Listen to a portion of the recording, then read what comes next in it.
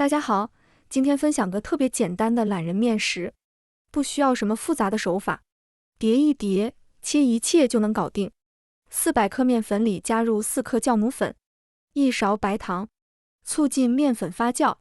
用240毫升的温水和面，先搅拌成絮状，然后下手揉成面团。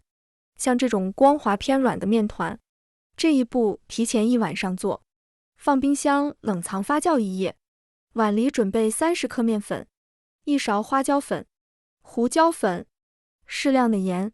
烧到冒烟的热油浇在里面，搅拌均匀，油酥部分就做好了。这一步也可以提前1晚上做好。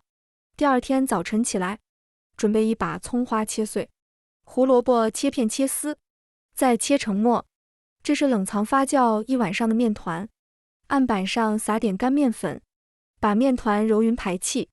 搓成长条，再用手压扁，然后擀成长方形的面片，均匀地抹上一层油酥，撒上切好的葱花和胡萝卜，从一头一层一层地叠起来，分成8份，把每一份从中间切一刀，最后一层不要切断，然后像这样折过来。电饼铛预热以后关火，表面刷油，油可以稍微多一点，均匀地摆进锅里，稍微留一点空隙，盖上盖子，2次醒发10分钟。醒发好以后，撒上一层黑芝麻，开中火煎2到3分钟，等底部变成这种金黄色，